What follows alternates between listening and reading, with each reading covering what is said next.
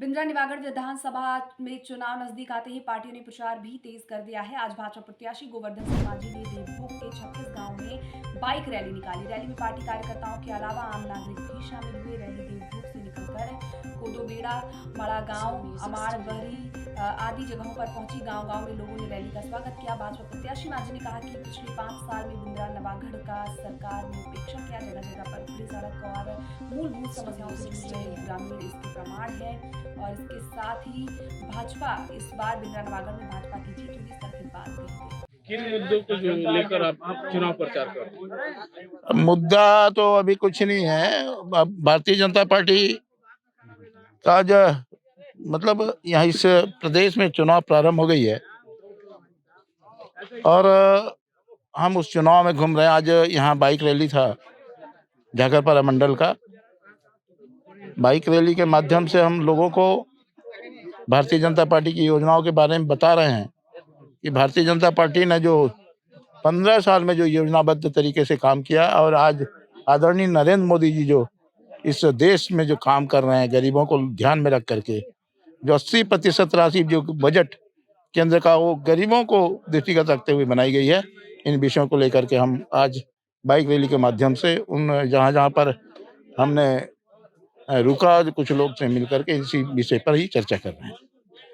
और आज जब से यहाँ पे कांग्रेसी सरकार बनी है, भूपेश बघेल की सरकार पूरी तरह से पूरा रोड की स्थिति देख लीजिए, सब जर्जर हो गया है। कोई मेंटेनेंस का वर्क नहीं हुआ, कोई नए रोड नहीं बने, कहीं पर कोई नया वर्क नहीं हुआ है, कुछ भी नहीं हुआ है।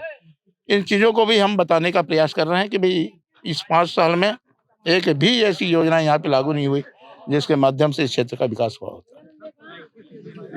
इस बार अलग माहौल है बता रहे हैं, क्या लगता है कि बीजेपी? नहीं, कोई अलग माहौल नहीं है। ये हमारा बिंद्रा नवागढ़ भारतीय जनता पार्टी का गढ़ है और यहाँ हमारे जो कार्यकर्ता हैं जमीनी स्तर के, वो पार्टी के लिए हमेशा निष्ठापूर्वक काम करते हैं और अभी भी हम अपना बिंद्रा नवागढ़ क्षेत्र से विजय श्री प्राप्त जरूर करेंगे, ये हमें आत्मविश्वास है। कांग्रेस का कहना है कि अब इस गढ़ को तोड़ेंगे। नहीं, कांग्रेस क्या क्यों तोड़ेगा भैया? कांग्रेस का क्या है? 5 साल में जब से भूपेश सरकार सत्ता में बैठा है तब से हमारे इस बिंद्रा नवागढ़ क्षेत्र में 5 रुपए का कोई काम नहीं हुआ है। जो भी काम हुआ है 15 साल में हमारे डॉक्टर रमन सिंह मुख्यमंत्री रहे, उस समय जो योजना लागू करके यहाँ चालू किए, वही योजना से जो काम हुआ है वही काम भर हुआ है। उसके बाद अभी इस 5 साल में किसी भी प्रकार का 5 रुपए का न कोई पंचायत में काम हुआ है, न कोई सार्वजनिक काम हुआ है। किसी भी प्रकार का काम नहीं हुआ है। सिर्फ उसका ढकोसला है, हमेशा खाली झूठ बोलता है और जो भी अपना यहाँ पर वायदा कर रहा है छत्तीसगढ़ में, ये सब झूठे वादे हैं।